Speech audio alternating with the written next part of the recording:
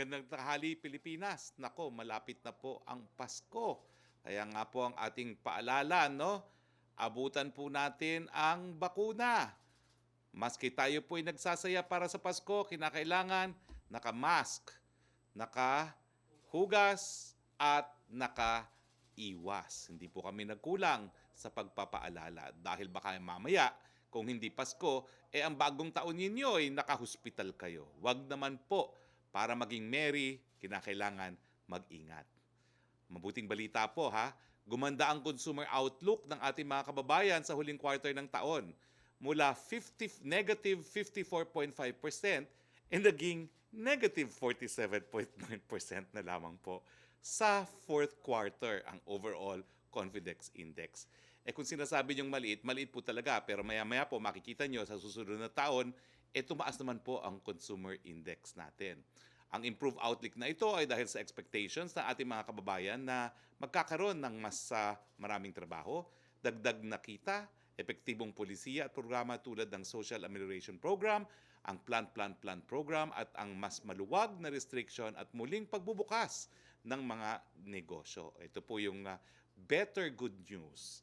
Para naman po sa first quarter na susunod na taon, ang consumer index ay bumalik na sa positive territory at 4.3%. Talaga nga namang manigong bagong taon ang inaasahan ng ating mga kababayan.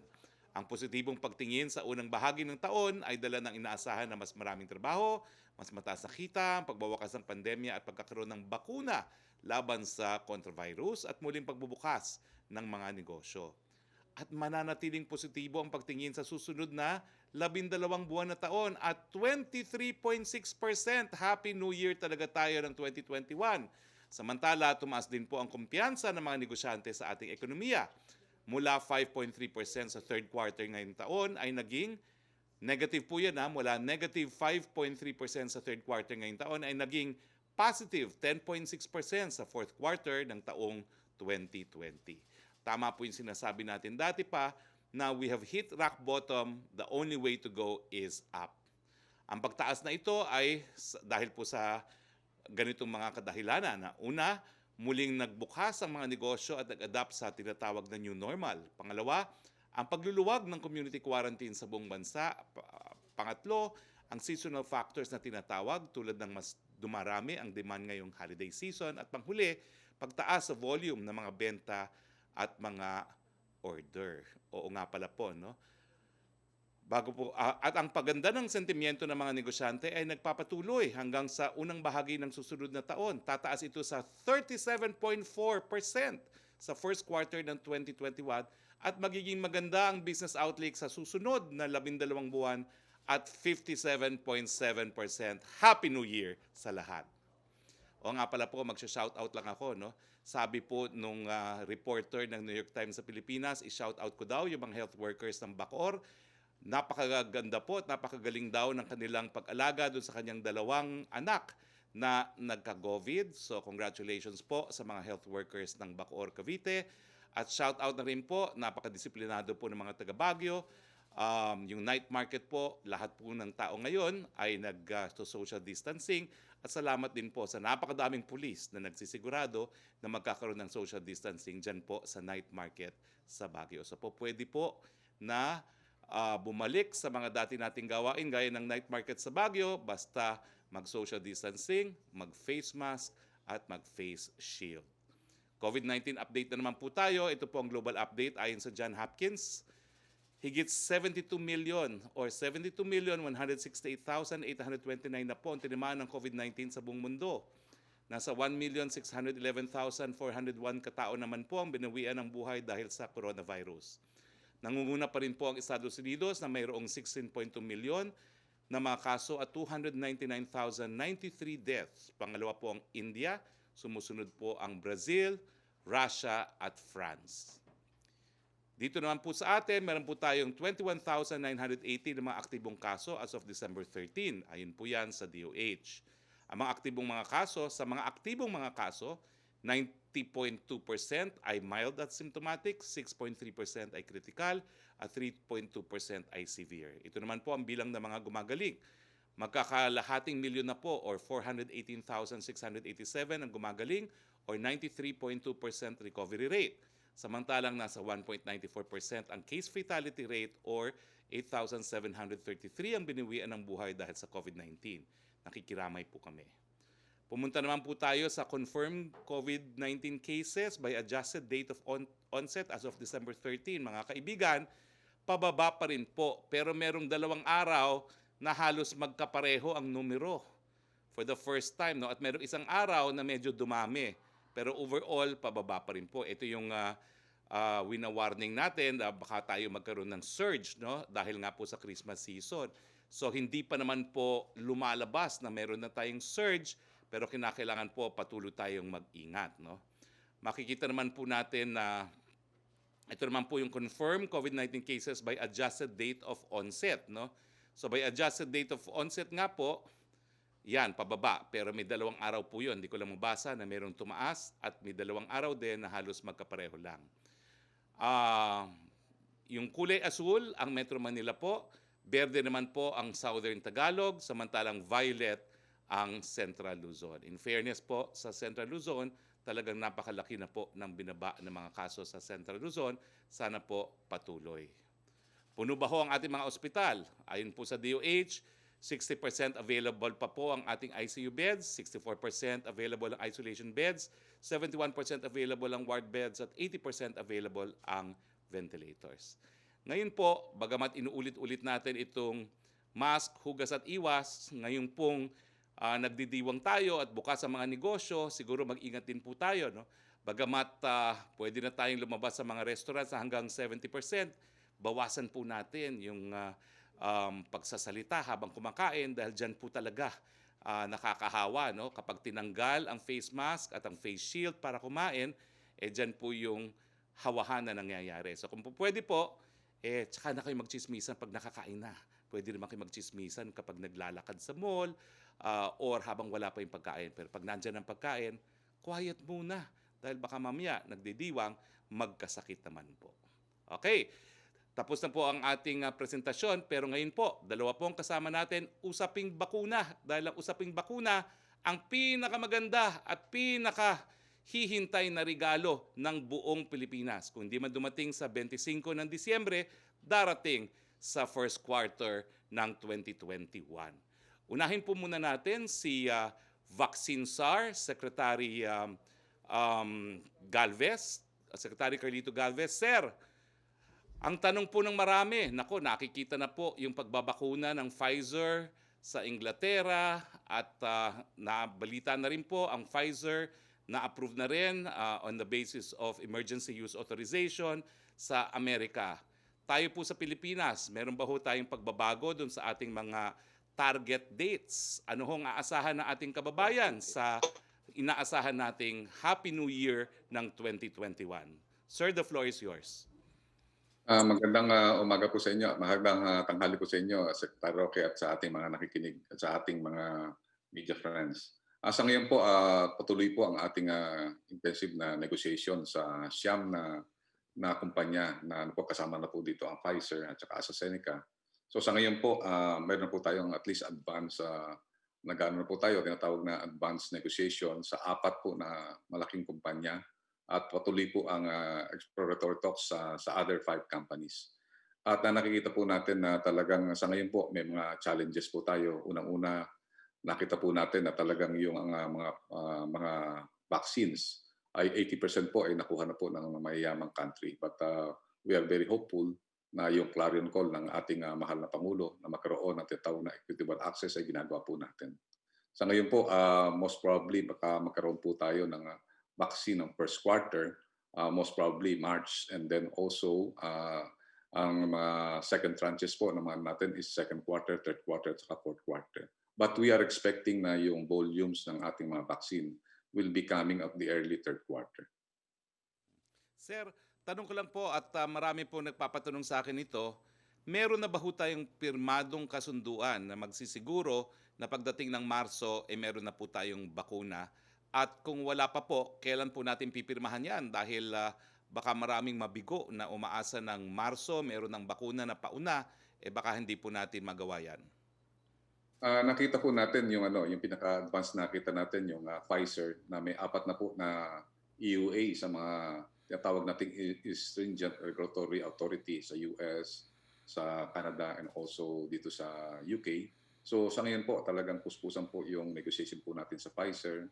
And also, we are waiting yung EUA sa UK ng AstraZeneca. Pagka lumabas po yun, ay malaki po ang makukuha po natin sa AstraZeneca. And sa Sinovac po, nag-usap po kami ni Madam Helen Yang, yung pinaka-lead nila sa Asia Pacific from Hong Kong. And very positive naman po yung negotiation po natin. And also, ang J&J po, tomorrow we might be meeting again. And hopefully, magkaroon na po kami ng konting initial agreement sa mga head of terms at saka supply agreement po. So sa ngayon po, wala pa tayong napipirmahang kasunduan pero ongoing ang mga negotiations. Would you say po that by within the month of December, meron na tayong mapipirmahan or will this be in January?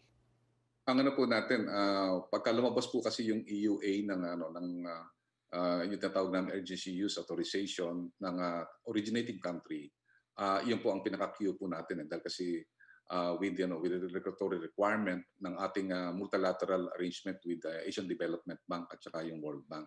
Kasi po lahat ng procurement po natin will be through multilateral arrangement with the Asian Development Bank and also with World Bank, and they require yung mga tinatawag nating stringent regulatory compliance. So yun po, nakikita po natin na karamihan po sa mga ating pirmahan is baka inano po namin, pinipilit po na magkaroon kami ng initial success this December and mostly po mga January po dahil kasi po yung ating mga kinokontrata po ng mga vaccine ay magkakaroon po ng tinatawag na EUA this coming January pa. Okay, maraming salamat Secretary Galvez. Please join us in the open forum dahil sigurado po ako maraming tanong po ang ating mga kasama sa Malacañang Press Corps. With us also is Ambassador Chito Santa Romana. Ambassador, are you in the house already? Yes, Secretary Harry. Ambassador, alam niyo po, gaya ng sinabi po ni Secretary Galvez, yung mga Western brands ng bakuna, halos 80% po nabili na ng mga mayayamang bansa. At kakaunti na lang yung para sa mga bansa na gaya ng Pilipinas. So dito po pumapasok yung kasunduan ng ating presidente with President Xi na nangako po si President Xi na sisiguraduhin niya na mabibigyan tayo ng vaccine na galing sa China. Doon po sa mga gusto ng Western brands, talaga pong mas mauuna ang Chinese brand kaysa sa Western brand. Pero, Ambassador, ngayong mga panahon na nag-uunahan sa bakuna, gaano po nating dapat asahan yung pangako ni President Xi na mabibigyan tayo ng prioridad pagdating po sa supply ng mga bakuna na galing po sa China? The floor is yours, Ambassador Santa Romana. Well, the offer stands from the Chinese leadership, no? Si President Xi reiterated this to the president during their phone conversation several months ago. Pero this was reiterated by Foreign Minister Wang Yi to the Foreign Secretary just last October, and also during our recent meetings with Chinese officials, this has also been reiterated. Ang importante ngayon, I think the Chinese, there are actually 3 or 4 Chinese companies that are in the advanced stage ng clinical trial. In China, actually, yung emergency use authorization have been granted to 3 companies since July. So as of now, nearly at least 1 million Chinese have already been administered yung vaccination, the COVID vaccine. And what they are waiting for now is yung authorization for general use, which the applications have been submitted to the Chinese government, and the health authorities, I think, are expected to issue an announcement shortly, or hopefully before the end of the year.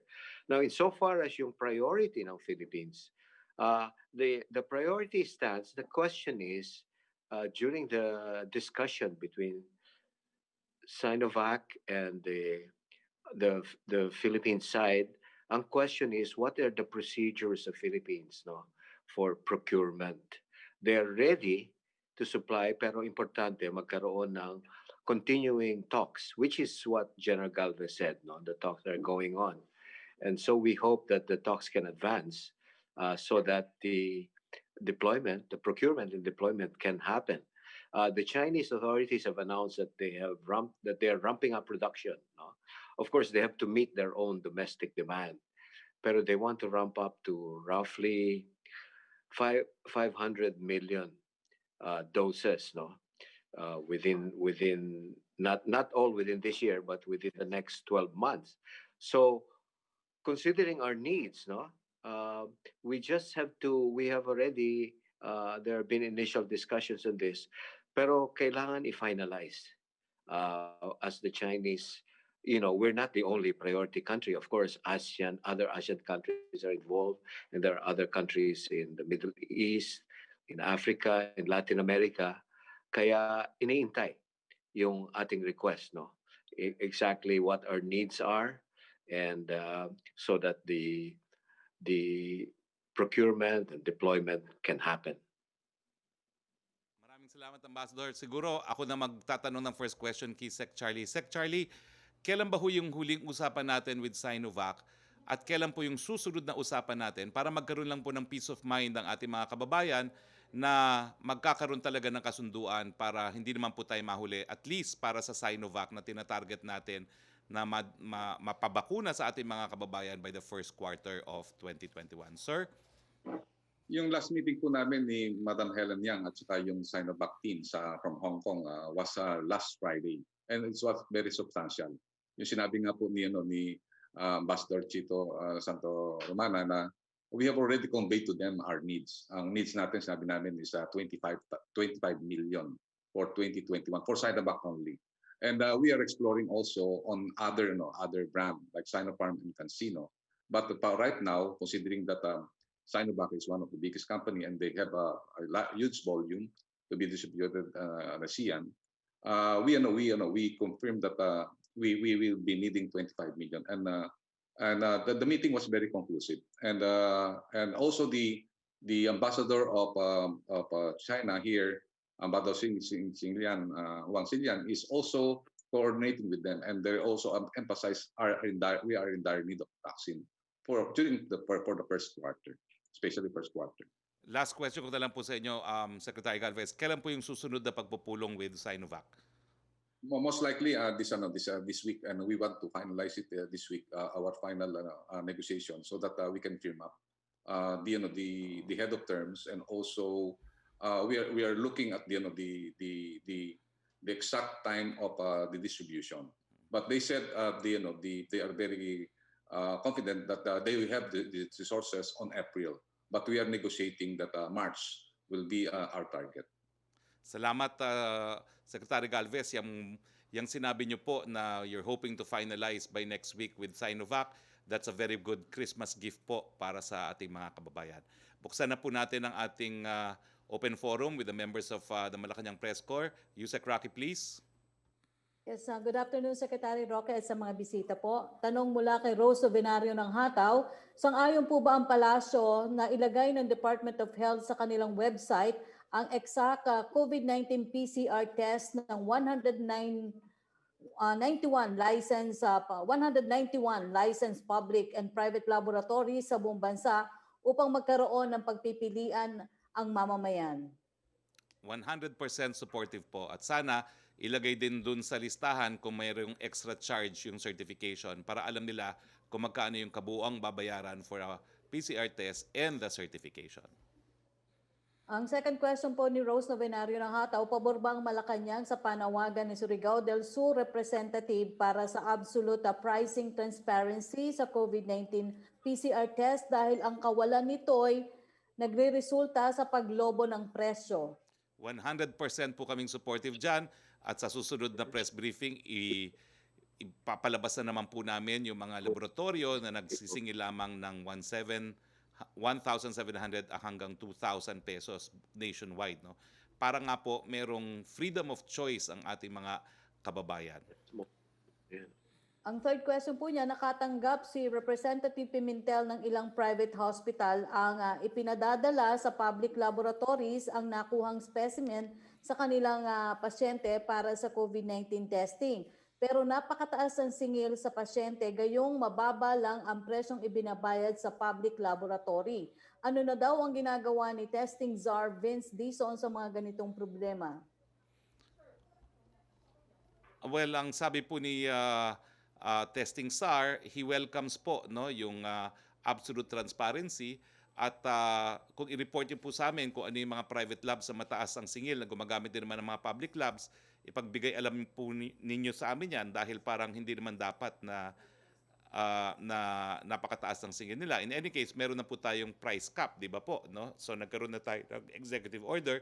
So hindi na po sila po pwedeng sumingil na mas mataas, pero kung po pwedeng mas mababa, bakit naman po hindi? Dapat siguro admin charge na lang ang singilin nila kung public laboratories din naman po ang gagamitin nila. Thank you, Secretary. Punta tayo kay Melo Acuña, please. Good afternoon, Secretary. Good afternoon and thank you. My first question is for you. Nabanggit po sa tapatan sa aristocrat kanina ng PCCI at ng ICC na kailangan magkaroon ng policy ang pamahalaan na isahang policy na lamang tungkol sa health protocols upang mabuhay ang turismo at ang airline industry. Meron kasing ibang kalakaran yung LGUs, baka raw mas magandang isa na lang, Secretary. Well, matagal na po yan kinukonsidera ng inyong IATF at pinag-uusapan. No? Sa ngayon po kasi, talagang meron po tayong batas na nagbibigay ng local autonomy sa ating mga LGUs at hindi natin sila po pwedeng paghimasukan. Pero tingin ko po, yung ginagawa ng mga Metro Manila mayors can be a model. No? Kung magkakaroon sana po ng consensus ang lahat ng mga mayor, ang mga gobernador para sa isang common policy, yan po makakatulong talaga sa pagbukas ng ekonomiya at pagsigla ng ating sektor ng turismo. So we are in favor pero we are working with the existing legal framework. Apo, salamat po. Para po kay Secretary Galvez, binalita po ng Asian Development Bank na mayroong $9 bilyong na inilalaan para sa mga developing member countries upang matustusan ang pangangailangan sa bakuna.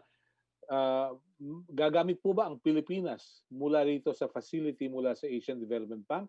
Saan po galing ang salaping gagastusin natin? Salamat po. Yun po, meron na pong binigay po sa atin na pwede po tayong gumamit ng hanggang 300 to 500 million.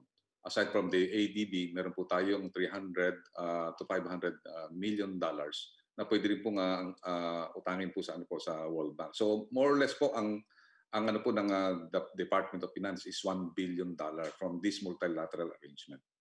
I see. Meron po nagsasabi sa iba't ibang news agencies na inaasahang tataas ang bilang ng mga may COVID-19 matapos ang Pasko at Bagong Taon. Do you share the same opinion, Secretary Galvez?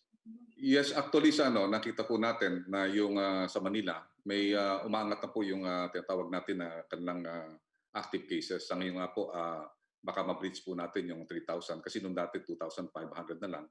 And nakita po namin nung nag-report po ang Okta Research dito po sa IATF na tumataas na rin po yung R0. So yun po nakikita natin na sinasabihan nga po natin na gagawa nga po ang IATF na recommendation to our President na magkaroon po na tinatawag na announcement to be extra cautious this coming holidays. Opo, pahabol ko lamang kay Ambassador Chito Santa Romana. Magandang tanghali po, Ambassador. Nice seeing you. Let me just ask you, are you familiar, nilabas na po ba ng China yung kanilang phase 3 ng scientific data sa kanilang mga bakuna na nagkaroon ng trials, Ambassador? Ganito, yung phase 1 and phase 2 have been the results have been published in Lancet, no? And yung phase 3, nung inumpisa ng phase 3, the Chinese basically here already controlled.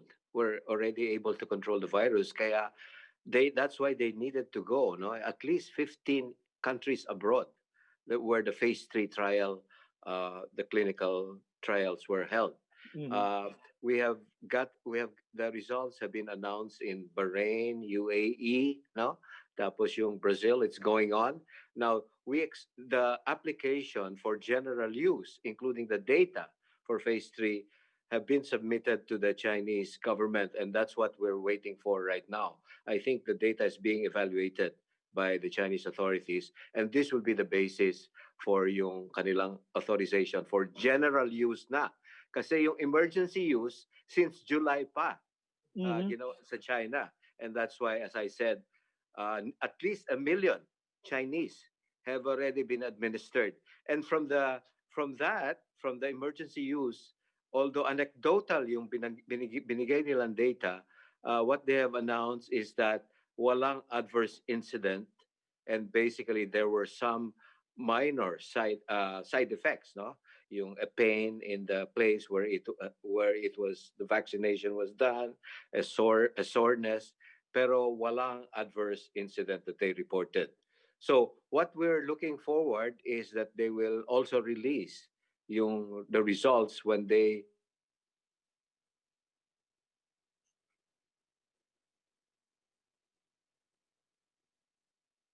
Yes.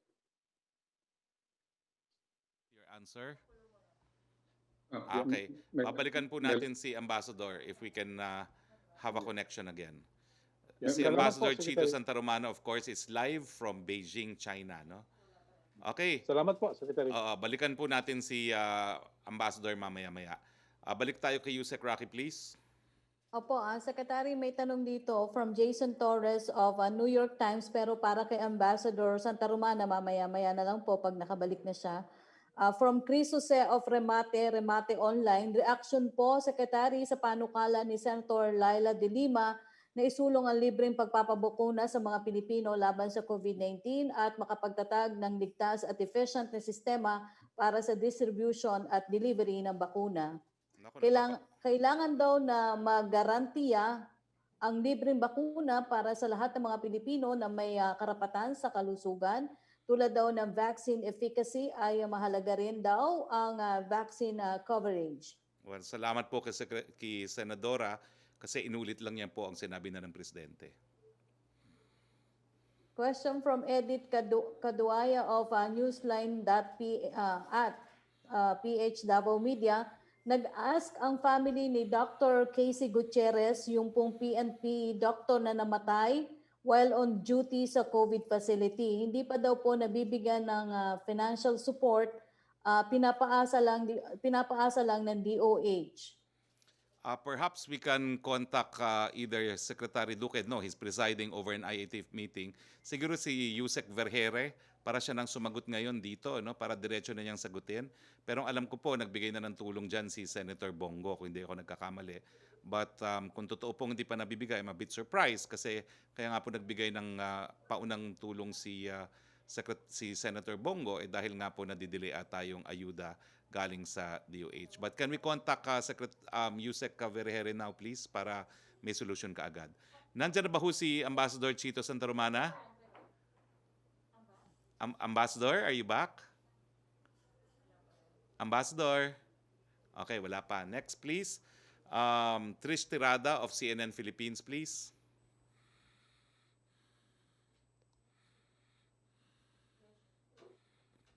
Trish Tirada. Joseph Morong. Hi, sir. Akala ko wala ka ng tanong, Joseph. Pwede Monday. Sabi Okay, sir, ko, Pasko first, na, wala nang tanong si Joseph Morong. Okay. Hindi, I'm taking a leave in January, so So, Anyway, may tanong pa so, hanggang sir, January, ha? Okay. yeah, hanggang December 30. Okay. Sir, ganito. Mark yung that in R-naught your natin, calendars, please. Okay. Okay, go ahead. Sir, yung R-naught natin, from government perspective, ano yung figure natin? Ang huling tingin ko po dyan, let me see. Meron ba sa slides natin ngayon? Sandali because we have the Wala na. updated figures as of December 13. Wala bang R-naught? Pero I have dun sa last nating slides. Yung last hindi, kailan ba yung last Talk to the People? Last Thursday. Oh, yung last Thursday natin, ha? I believe it is still under 1, no? And of course, the goal is to become under 1, which we have achieved.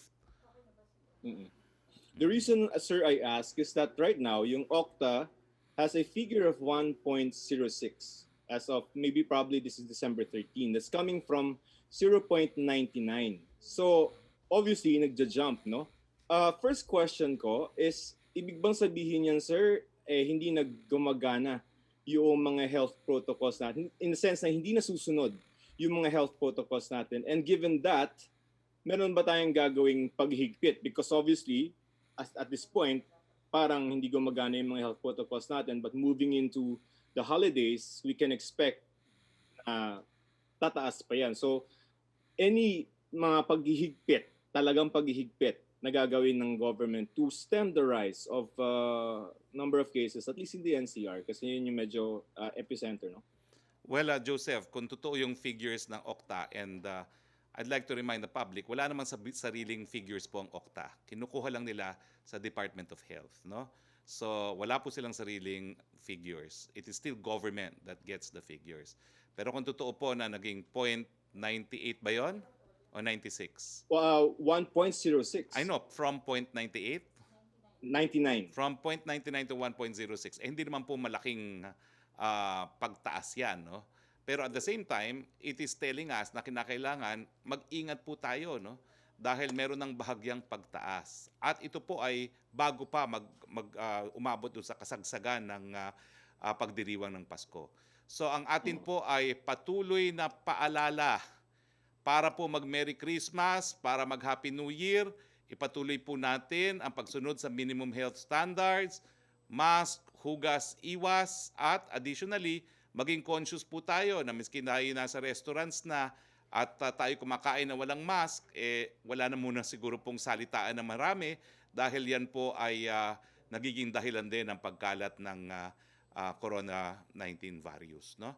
So, ang sa atin naman po, hindi na po siguro kinakailangan panandalian ang paghihigpit, bagamat may isang lugar po akong alam ngayon sa norte ng Luzon na humingi na maitaas sana ang classification nila to MECQ, pero ang naging desisyon naman po ay GCQ, no? But I will have to wait until the resolution is approved before I can announce kung anong probinsya po yan, no? Pero sa ngayon po, paalala lang po. Para naman tayo po ay hindi nasa ospital pagdating ng bagong taon ng Pasko, mag-ingat pa rin po tayo, sumunod sa minimum health standards. Ang pagkalat po ng COVID-19 ngayong Kapaskuhan, nakasalalay po sa kamay ng mga kababayan natin. Sir, from an enforcement point of view, because obviously, even if you remind them, we still have an increasing R0. So, for example, yung mga LGU, at what point can they trigger a return to an MECQ? Ang tinitignan po natin talaga dyan ay yung critical care capacity. Okay. Kapag nauubos na po yung mga ICU beds, yung ating mga ward beds at iba pang mga facilities, no? At sa ngayon po maluwag naman po tayo, no? Pero hindi po yan dahilan para nga magpabaya, no? So yan naman po yung mga triggers natin for escalation, yung increase sa daily attack rates, sa increase ng 2-week average daily attack rate, yung epekto sa ekonomiya, at saka siyempre po yung critical care capacity na napaka-importante. And of course, the LGU, even during, halimbawa, from today until maybe January 7, they can, on their own, lock down specific areas, no? That's within their power. And you will hope that they can do that if mataas talaga yung cases, no? That is our policy po ngayon, no? Na paloob sa IATF resolution, ang ating strategiya, magre-resort po tayo sa localized and granular lockdown. Pero paulit-ulit po ako, ultimately, taong bayan po magdedesisyon kung dadami o kokonti ang COVID-19 sa Kapaskuhan. Pero mga kaibigan, 9 na buwan na tayong naka-lockdown. Konting antay na lang. Kaya nga nandito si Ambassador Chito Santa Romana at babalik po tayo sa kanya kasi meron siyang sinabi na hindi natin narinig at merong isang tanong si Jason. Jason, nag-shoutout na ako sa Bacoor health workers. Sinout-out ko na sila na congratulations for a job well done. Ambassador Santa Romana, we did not hear the last part of your answer po kanina, and we have one question from Jason of New York Times. Go ahead, Ambassador. Can you hear me now? Yes, Am we I can coming hear you, in sir. loud and clear? Okay. Yes, sir. I think where I was cut off was when I was saying what we're awaiting now is the announcement from the Chinese authorities on the authorization for general use of the vaccine. And part of this of course, is yung data that the Sinovac, Sinopharm, cans and other and have submitted for in their application, which is actually the phase 3 trial, no, yung clinical data that Melo was talking about. Kasi what we have is really what's in the media and what's been reported, because the Chinese conducted most of the, if not all of their phase 3 clinical trials abroad. Kasi when they started it, under control na dito yung virus. So they needed to test it, and also to test it with other nationalities, non-Chinese. No? Kaya that's why they went to like 15 countries around the world, no? From Turkey, from Brazil, Indonesia. Uh, it's too bad na hindi kasama ang Philippines dyan, although may application ang Sinovac for phase 3 clinical trials sa Philippines din. No? So that's what I wanted to say. Na that's what we are waiting for right now. Ambassador, may tanong po si Jason Torres of the New York Times. Ambassador, please give us an update on Sinopharm vaccine trials after the debacle in Peru, which has suspended trials there after detecting neurological problems in some test subjects. Well, okay. I saw the news report, no? What has happened is that the authorities reported yung one adverse event. Itong nagkaroon nga ng, I think it affected the arm, the movement of the arm of the volunteer. So they suspended it pending yung examination, whether it's related to the vaccine or whether it's related or not. And it doesn't mean it's been canceled. It may be a temporary suspension. So we have to view it seriously, and we have to look at what happened, and then we'll see kung ano evaluation nila. There was a similar incident also. I mean, other companies that have conducted a clinical trial have experienced this. No, one was of course in UK earlier, and there was also one in Brazil. Pero the one in Brazil was not related to the vaccine. So the key question is it related to the vaccine or not? And I think at this point that is still has to be determined. So I view it as a suspension, not a cancellation, and we have to await the conclusion of the inquiry. Okay, thank you, Ambassador. Let's go back to Joseph Morong dahil meron pa siya isang tanong. Sir, sa'yo muna. Sir, and also kay Secretary Galvez, I think there's going to be an emerging need to change some of the protocols because some Filipinos abroad, no, for example, the UK or the United States, will be able to get vaccines, no, or mavavaccinate sila, and they will return to the Philippines, no. Paano yung magiging protocol natin for those Filipinos who are returning pero nabakunahan na? Will they still be subject to quarantine protocols, testing protocols once they get here? Pero nabakunahan na sila abroad. Paano po sir yung magiging ano natin doon? And then also, ano ba sir yung basis ng 10 gatherings, yung 10 individuals per gatherings? I was trying to look for an ITF resolution to support yung 10 na figure. All I see is the GCQ 30% for mass gatherings. So those two, sir, yung pong mga Pilipinong nabakunahan babalik sa Pilipinas in the Christmas. Secretary Galvez. Definitely, yung protocol natin will kind of change. And we already talked with USEC Ochi Tuason. So possibility na talagang we have to change it. And we will look on the IATF resolution in the future. So we will make some changes on the recommendation. Sir, yung Christmas na 10 na figure, individuals, anong ISF resolution ng basis nun? Yung 10 yung allowed for Christmas gatherings. Ang nakikita natin yung nakita natin yung previous announcement natin for MECQ and GCQ protocols na as much possible yung gatherings talagang nilimit lang natin sa 10 and 20 and even 30% of the tatawag nating capacity of the building. So sa ngayon nag-usap-usap kami ng mga mayors ng NCR and also with Secretary Anyo. Ang nakita namin talaga in order to have some sort of caution, maximum is possibly 20 and also it should be at the open area. Open area. So there na, why are we so confident with the Chinese vaccines when they have not finished yung phase 3 trials? Question for you and also Ambassador Chito Santa Romana. You're asking me, right, Joseph? Yes, sir. Both of you, sir. Okay. But how are you doing, sir? Sir, yung pong question ko is, why are we confident? Why are we relying on the Chinese vaccines when they have not finished yung phase 3 clinical trials nila? No, as a matter of fact, they've finished in some countries. Others are still proceeding. No, ang Sinopharm actually tapos na sa phase 3. No, Sinovac has finished yung phase 1, phase 2, and have published the results also. Now, yung phase 3 nila, they have an application sa Philippines. Meron ding something happening now in Brazil. What's it?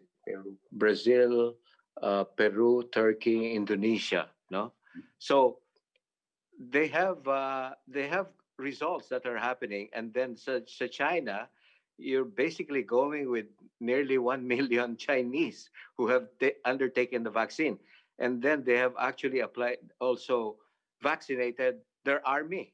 No, so I understand we need a more systematic data, and I think that is what this has to be approved by our own FDA, and so the basis of confidence is based on the Chinese experience and the experience in other countries, but this has to be validated by our own health authorities. Based on my experience here in China, I've traveled to 4 provinces in the past 3-4 months. In the beginning, I was very skeptical, but I've seen with my own eyes. Of course, they still wear face mask and they still maintain social discipline, but they've been able to hold trade fairs where I had to represent the Philippines, and my experience is they have the situation under control from my own personal experience. Galvez? On my part, we have a continuous briefing with the vaccine expert panel, and I believe the Sinovac has been cleared by the BEP, considering that Sinovac came from classical and traditional inactivated virus. So sa kanila, yung parang tinatawag na traditional for almost 300 years, ginagamit natin yung platform na yon. And most of the platform of the vaccine is inactivated. So sa kanila, parang confident sila na yung adverse effect is controllable. And nakita natin na talagang the Chinese ambassador is very confident na talagang yung Chinese vaccine will be effective, considering that also some of the recipients of the trials are also Filipinos abroad. And also, naano natin sa media, mag-roll out ng Indonesia this coming first quarter, most likely. Okay, sir. Thank you for your time, sirs. Okay ka na, Joseph, no? You're fine, no? May pahabol lang ako, Sec Galvez. Kanina po sinabi nyo na we're looking at importing Sinovac, Sinopharm, and a third company, no? Pero this is the first time po na narinig namin from you na we are considering also Sinopharm. So ito na ba ho ang position talaga natin that we will consider not just Sinovac, but also Sinopharm and a third Chinese vaccine? Yes, actually yung casino kasama sa natin yan dahil kasi kakaroon din sila ng clinical trial. Ang lang natin is yung pinaka-advance kasi na nag-submit ng kanilang mga clinical trials yung Sinovac. And I think yung Sinopharm, we need to require them to submit yung mga requirements. Sa ngayon kasi ang pinaka-advance na na-cleared na ng BEP at saka yung Board of Review Board is Sinovac. So pagka once na sinabihan na kami ng BEP na we are cleared to negotiate, yun po ang inano po namin. So priority namin ng Sinovac, one is medyo 3 times lower sa tinatawag na sa Sinopharm. At saka yung kanyang production line is capable siyang mag-produce para sa atin ng more or less, kung magkaroon po magandang negotiation is 20 million. So yun po ang inano po natin kasi the directive of the president is to make the vaccine accessible to the public, and kailangan po natin doon yung safety, efficacy at saka yung affordability po at titingnan po natin. Ambassador, since nandito naman po kayo, no? You mentioned that Sinopharm already concluded its clinical trial, pero sabi ni Secretary Galvez, hindi naman sila nagsasubmit ng data sa panel of experts natin, no? Can the embassy make representations po kaya with Sinopharm to comply with the requirements of the expert panel group? Yes, the embassy is in touch with Sinopharm. We've been having contacts with them. And our work really is to facilitate yung contact between Sinopharm and IATF as well as the health authorities. And we will certainly do this. We'll tell them what the requirements are and we'll urge them to submit them as soon as possible. Actually, Sinopharm told us that they're no longer in a position to hold phase 3 clinical trials in Philippines. So for them to be able for us to be able to procure from them, ang importante nga is kung anong requirements natin and then they'll submit the data that they have to satisfy our requirements. Okay, thank you very much, Ambassador. Thank you, Secretary Galvez. Thank you, Joseph. We go back to you, Sec Roque, please. Okay, question from MJ Blanca Flor of Daily Tribune for Secretary Roque. How will you respond to criticisms on the 72.5 billion budget for COVID-19 vaccines in the 2021 spending plan? Senator Drilon is saying that only 2.5 billion lang po dito ang funded and yung remaining funds daw po ay wala pang definite revenue source. Sinabi naman po ng camp ni Vice President Robredo na wala pong sense of urgency ang admin in terms of budget for COVID-19 vaccine. Ano po ang masasabi niyo dito? Senator Drilon, Vice President, malayo pa po ang eleksyon, tigil ang politika. Paulit-ulit na po sinabi natin yan, no? Na tayo po ay makakautang na sa multilateral sources, sa bilateral sources, para po sa 72.5 billion na kakailanganin. Kaya po linalagay sa budget yan, miski utangin, kung hindi nasa budget, hindi po pwede gastusin. And I'm sure Senator Drilon knows about this already, having been a veteran lawmaker. The same thing goes for the Vice President. They should know how the budget works. Kinakailangan nasa budget, otherwise hindi magagastos, maski ang panggagalingan ay uutangin. Sir, pwede ako makasagot kasi mas alam po namin Yes, yung sa yung pwede po namin na sabihin sa kanila na meron po tayong apat na na tinatawag nating means on how to access yung funds. At ang po talaga natin na pag-agrihan po namin para maging transparent at saka talagang sure tayo na walang corruption at saka talagang very diligent na gagawin natin. Ang ating magiging fund manager at saka fund procurement agent will be ADB. So lahat ng vaccine ay doon po sa multilateral, which is basically lahat ng mga countries, ginamit po nila ang multilateral system. Hindi pwede po natin magamit yung 2021 budget kasi kailangan po ngayon pong December at saka January magsara po yung ating advanced market commitment. Kung 2021 po yung gagamitin po natin na budget na nilaan po na 72 billion, we will be on the tailing end of the supply chain. So ang gagamitin po natin sa ating procurement ng vaccine para malaman po ng publiko ay yung $1 billion na inallocate po ni Secretary Dominguez na noong pang July pa po siya binigyan po ng instruction ng ating mahal na presidente to produce the money for the vaccine. So yung pera po na yon ay nanggaling po sa ADB, yung $1 billion at saka po yung manghihiram po din po tayo sa Development Bank of the Philippines at saka po sa ating Land Bank at saka yung GOCC. So yung procurement po ay si DOF po ang naghanap po ng pera. At yung ating pong yung ating pong tinatawag na GAA, gagamitin po natin po yung pangbili ng mga consumables, yung mga syringes at saka mobilization po. Dahil kasi po, yun po magagamit po natin, mga pa po siguro March. Nakita po natin yung budget cycle, yung ating GAA. Magagamit po natin yan March. Well, actually, Secretary Galvez, natutunan ko yan kay Senator Drilon na kinakailangan ilagay sa budget miski uutangin dun sa North Rail case kasi isa yan dun sa basihan na pareho kami ni Senator Drilon ay tumutol dun sa legality ng North Rail project. No?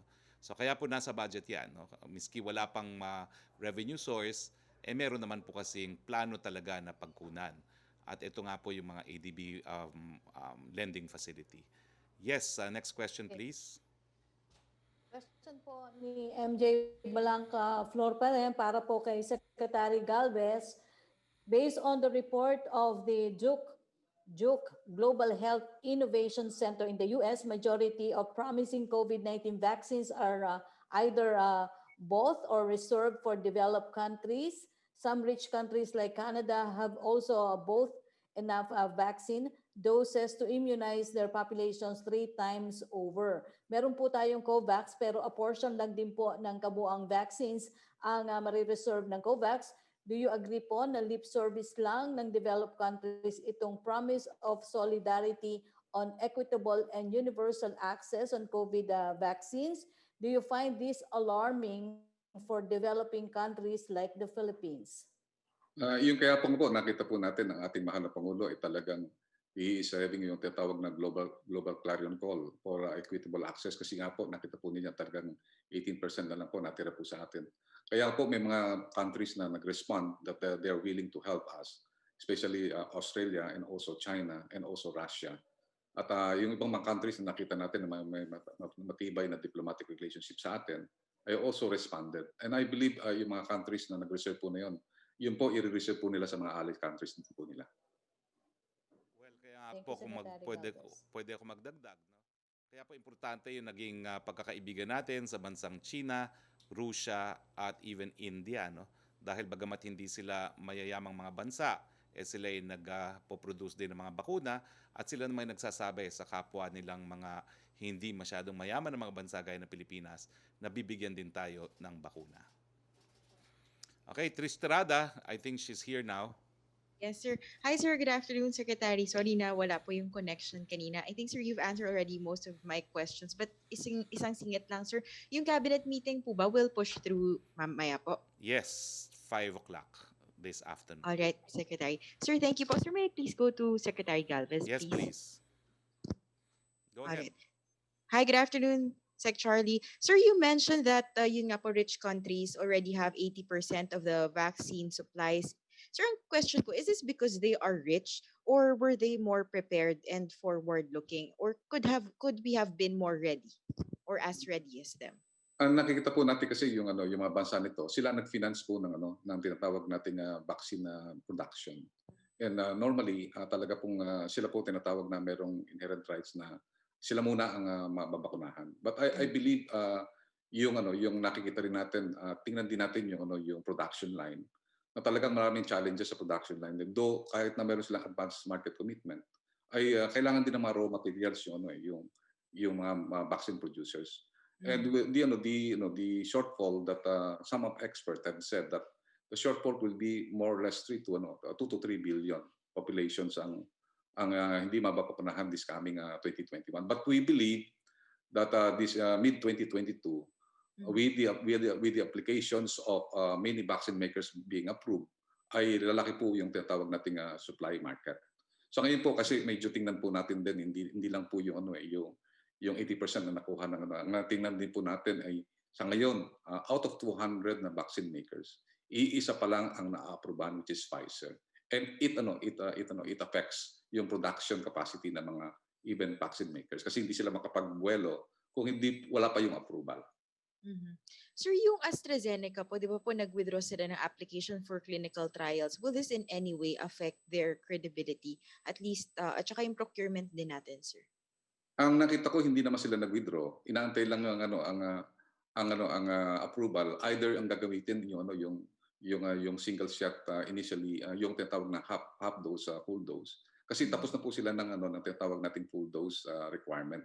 So malaki na po ang nagawa po nila. So most likely naghihintay lang po sila ng queue from their headquarters kung ang clinical trial po nagagawin po sa atin is yung half dose, full dose na regimen.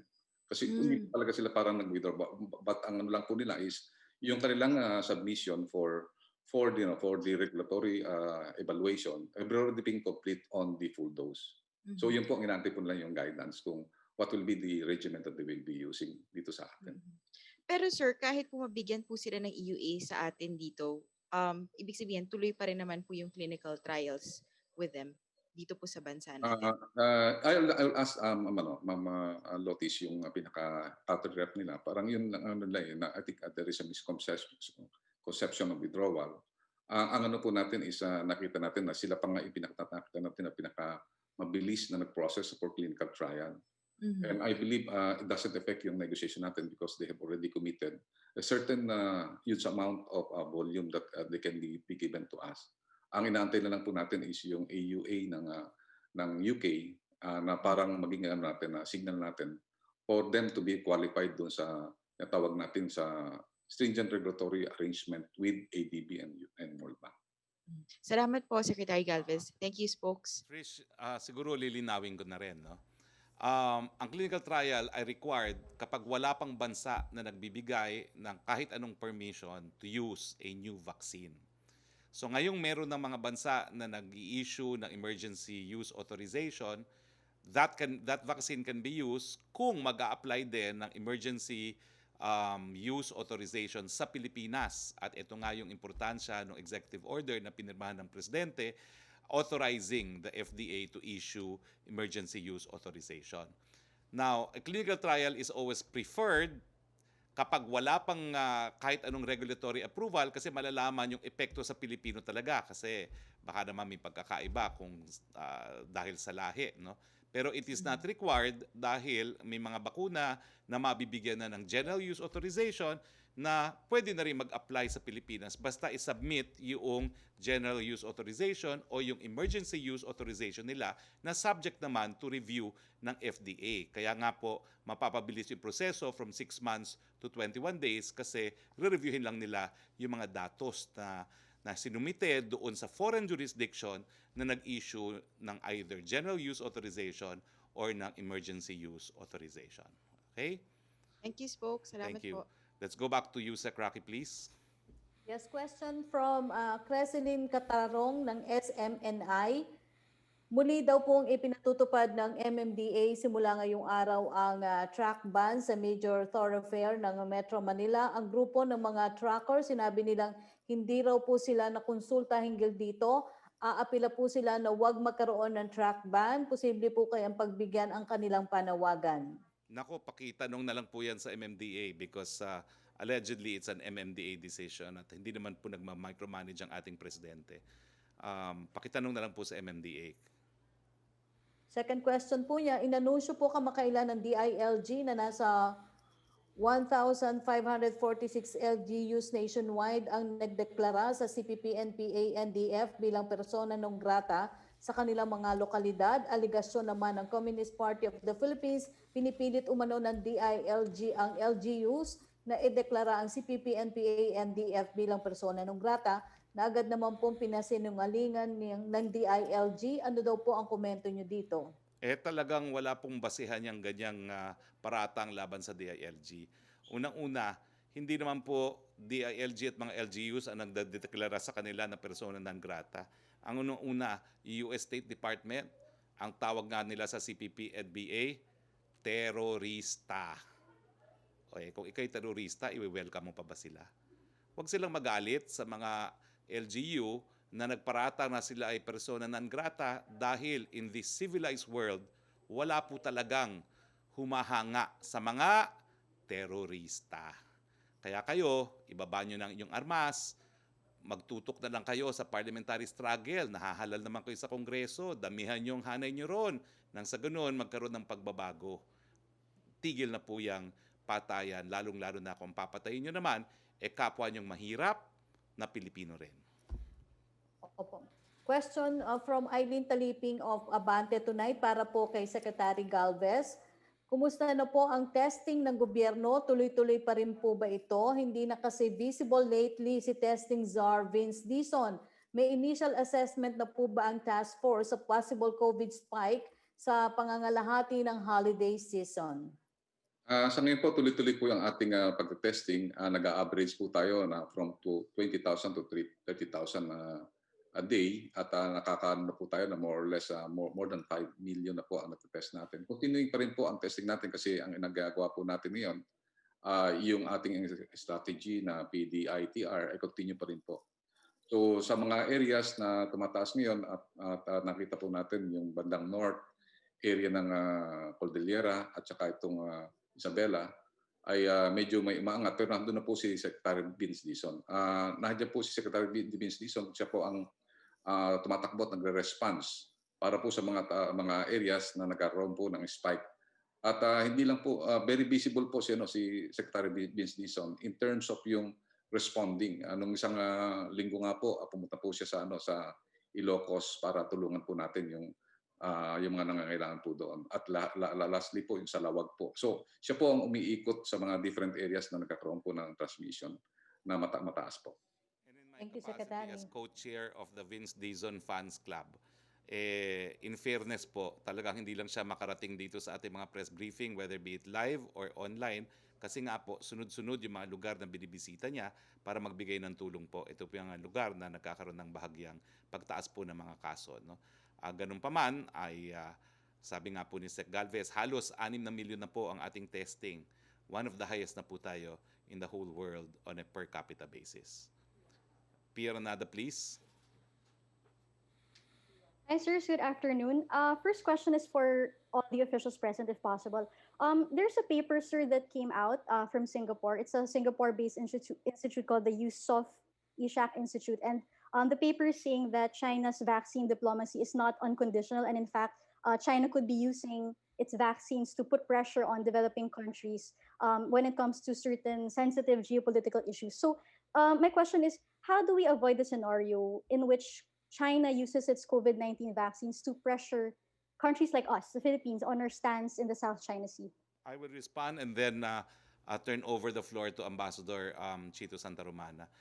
Anong pressure ho nga apply ng China sa atin? Ang ating polisiya po ay pagkakaibigan sa lahat at wala tayong kalaban, independenteng panglabas na polisiya, independent foreign policy. And the President in fact shares many values, no, with the leadership of China, including personal friendship with President Xi. So I think the possibility of using the vaccine as pressure, as far as the Philippines is concerned, is almost nil. But nonetheless, mas alam po ito ni Ambassador Santarumana. Sir, would you care to comment? Yes, Incidentally, thank hindi you. ko alam Thank kung you. ano yung think tank na yan sa Singapore. Never heard. No. I know there is this concern, particularly among certain sectors. No, pero in reality, I think the Chinese have offered this. It's part of their campaign to improve China's standing in the world and to win the hearts and minds of people. As you know, yung ratings in China, for example, in the Philippines, when it comes to trustworthiness, is quite low. And so the point of this vaccine diplomacy is, on the one hand, yung pledge nila to make it a global public good, to make it available, particularly to their close friends, countries that are friendly to them, neighboring countries. But whether they'll make it as a condition sa geopolitics, that has not come up in a discussion. And I think the Chinese are very clear that when it comes to Philippines, we put it on separate tracks. Where we have differences, we discuss it. But if you're going to use one to press on the other, that will certainly not work under this current administration. So there has been no attempt on the Chinese to link the two together. What is happening is they may be trying to do this to increase their standing in the public, to win the hearts and minds of the public that they are a friendly country, that they mean well, and that they don't want to. They want to be seen as a benign regional power and not as an aggressive or malign power. Okay, thank you, sir. Sir, can I go to my second question? This is for Secretary Galvez naman po. Sir, there's an urgent need to secure a supply of the vaccine, sir, as you already explained so many times. But, sir, back in September, when the President rejected the payment of reservation fees because bawal daw sa procurement laws natin, I just wondering, did that lead you to hold back from giving vaccine firms a commitment on paying for a supply? No, nakita namin kung ang urgency na dapat hindi tayo nasa tail end. His guidance is to look for ways na nato tayo sa nauna tayo sa pag-roll out. And we saw that there is a way. Talagang napakahirap ng natin kasi yung RA 9184 does not allow us to yung tinatawag na advance commitment, and it only with the approval of the President. So ang ginawa namin, we made the research and we saw that the ADB, the Asian Development Bank, offers yung tinatawag ng loan for advanced market commitment. And it does not limit yung natin kung pagka nagkaroon tayo ng contract with the vaccine company, pwede nating elevate sa international negotiation ang natin. So with that, nung nakita namin na pwedeng gamitin yung ADB as a financing strategy, we made the presentation to him last early November, and he approved it immediately. So yun ang nakita namin na kung mag-install tayo yung sa ating procurement law, na talagang napakahirap. It's very hard to accomplish because we are only allowed to have yung advance market for only advance payment for 15%, which yung advance market commitment require us to have at least 50% advance market commitment. So yun lang po ang ano po namin na talagang at least the president saw the nature of the procurement process, and nakita niya na talagang magiging maganda if we will use yung multilateral system, which the other countries use through the ADB and also through multilateral arrangement. Sir, you were saying that in November pa yan, sir, yung last month lang yung na-find out niyo ng way to use the multilateral agencies as a funding source. I'm just wondering, sir, could we not have found that solution earlier? Kasi, sir, like Indonesia, they were already in talks with China, like they were going to China to look at the vaccine preparations in August pa lang. So, sir, parang medyo behind tayo, the way I see it, in terms of finding a way to secure the supply. Can you just explain how yun na-affect yung sinasabi ni President noong September with the timeline of our securing a supply? Yeah. I believe hindi rin natin magagamit yung ADB kasi the ADB will unlock it sa December 15 pa. So yung unlocking of the budget is December 15. Even na alam natin na pwede natin gamitin yon, if the fund is not available for ADB, hindi natin na talaga hindi natin magagamit pa rin yon. So that's why yung when the ADB announced that there is na 9 billion, kailan lang sila nag-announce there is a 9 billion for their clients to be to avail it. Iyon ang ginawa natin. And then that's why nung malaman namin na available lang ADB, we applied for it, and then we were able to unlock it. Most likely baka ngayon that's why we are negotiating profusely para at least ma-consummate na namin yung contract within the year. So yung hindi siya late kasi ang natin is nakikita natin na talagang hindi naman din madami yung tinatawag nating delivery of the vaccine is not only dependent on the procurement process, it is dependent on the global supply chain. Okay, so sir, last question. Yung initial ni President na allowing advance payments, the condition there is we can only allow advance payments if the funding source is a multilateral agency. Tama po ba? Hindi pwedeng from GAA or any other source? Yes, kasi sa GAA, very limited. Very talaga. We already talk with the COA at saka talaga napakahirap ang natin. So we are the only country with that has that difficulty. Other countries have a liberal law on procurement, but we are very limited with 9184. All right, thank you, sir. Let me put it in context sa PIA, no? Okay. Yung konteksto ng sinabi ni Presidente, ayaw niya yung Western kasi nga humingi ng advance, no? Kaya he's looking forward to the Chinese and the Russian na walang advance. Lahat naman ng sinabi ni Presidente tama, no? At hindi lang naman para sa Pilipinas 'yan. For all other countries who are not wealthy, yan po ang naging polisiya ng mga mayayaman. Siyempre, sila muna, no? Okay. Yusek Roque, please.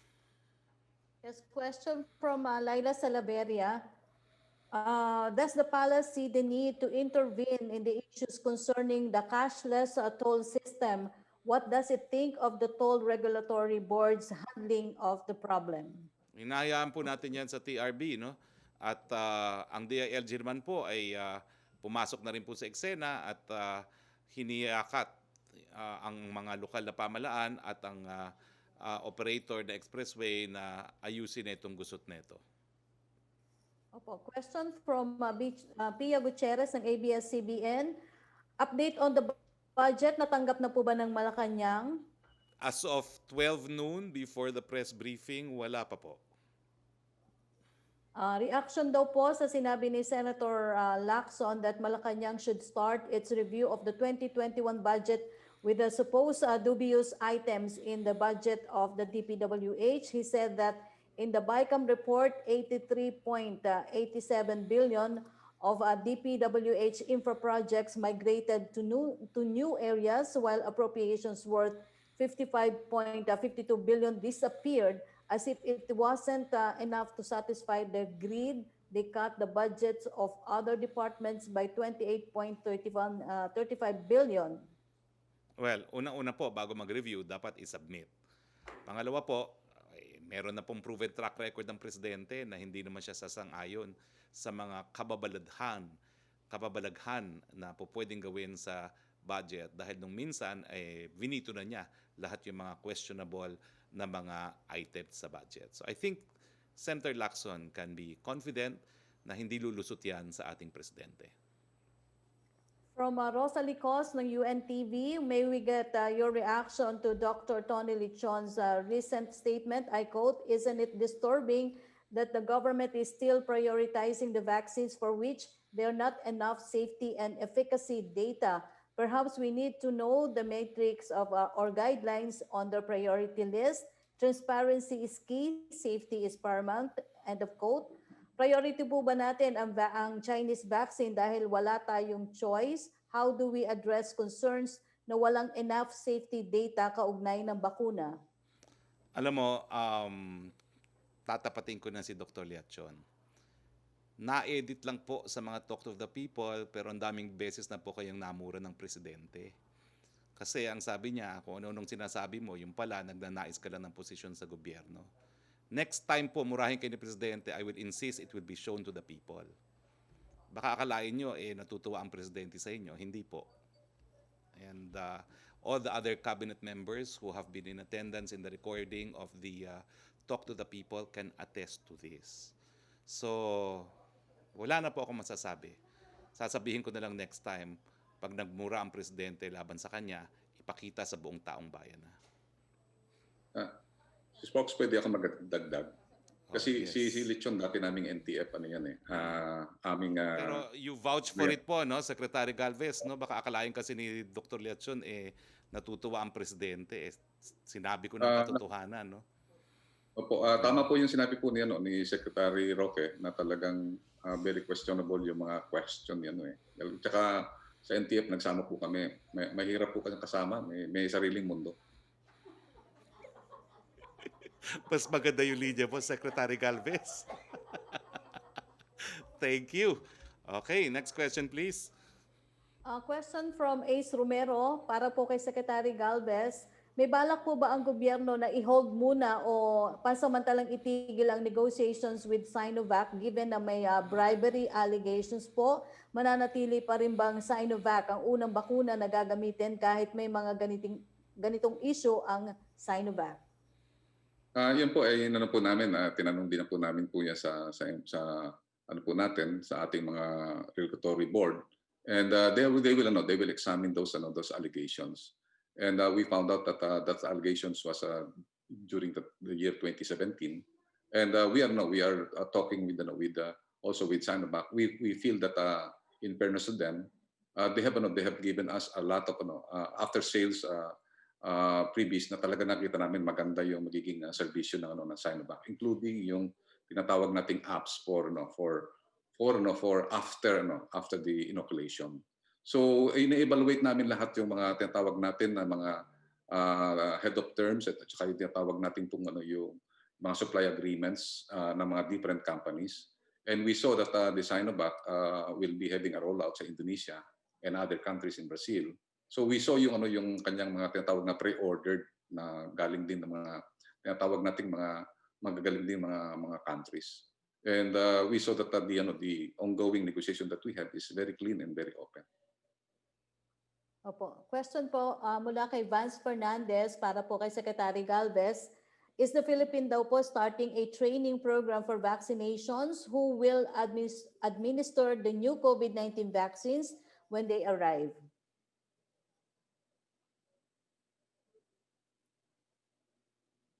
Pwede pakiulit na karoon po ng glitches po yung po. Sir Roque. Opo. Tanong po ni Vance Fernandez, is the Philippines starting a training daw program for vaccination? Who will administer the new COVID-19 vaccines kapag dumating na po ito sa bansa? Sa ngayon po, may malawakan po tayong tinatawag na vaccine logistics summit. It will be undertaken sa this coming December 16.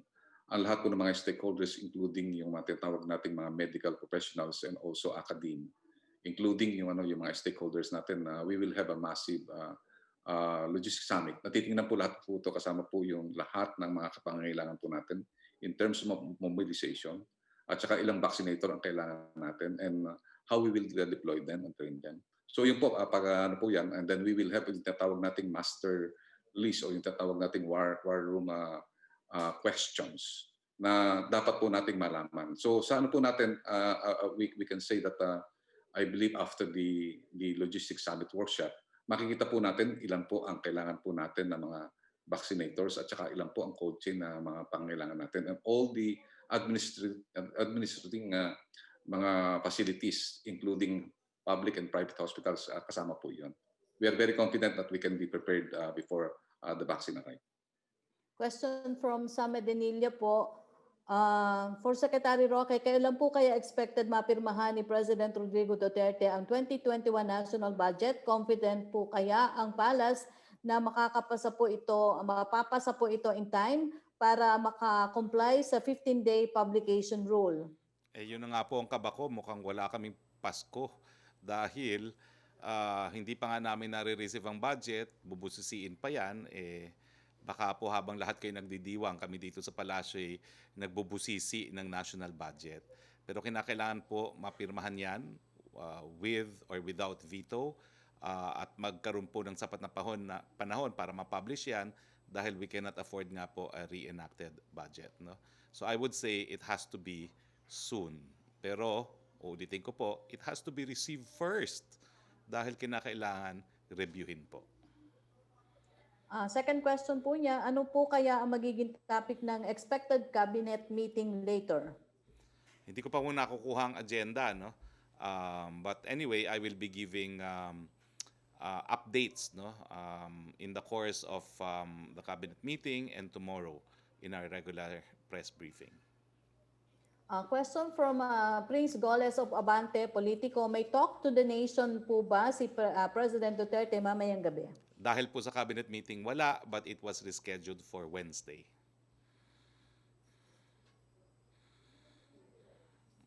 Okay na? Narinig nyo? Okay. Secretary, pakiulit po. Medyo nag-choppy po kayo. It was canceled for today because of the cabinet meeting, but it was rescheduled for Wednesday. Okay, thank you, Secretary. Tanong naman po ni Pia Gutierrez, additional question niya, may decision na ba ang IATF on the use of firecrackers this new year? Wala pa po dahil lang sabi ni Presidente, kino-contemplate na po niya na ipagbawal sa 2021, meaning next year. No? Pero wala pong resolution ng IATF dahil presidential action po ang mangyayari dyan. Opo, so far, Secretary, yun po ang ating mga tanong. Ay nako, maraming salamat po, no? At napakamalaman ang ating naging discussion. Nagpapasalamat po tayo sa ating mga kasama sa Malacañang Press Corps, kay Yusek Roque, at siyempre po sa ating suke, Secretary Galvez, and our suke also, Ambassador Santa Romana. Maraming salamat po. Napakadami pong impormasyon na nakalap ang ating mga taong bayan sa importanteng usapin tungkol sa bakuna. So dahil wala na po tayong oras at ang tingin ko sa inyong lahat ay pagkain, sa ngalan po ng ating Presidente Rodrigo Roa Duterte, ito po yung spokes na nagsasabi na ang pamaskong handog po ay yung pag-asa na meron ng solusyon sa pandemya at ito nga po ang bakuna. Pero sana abutan nating lahat yung pag-asang yan. Samantala po, mask, hugas, iwas. Merry Christmas, Happy New Year po sa inyong lahat.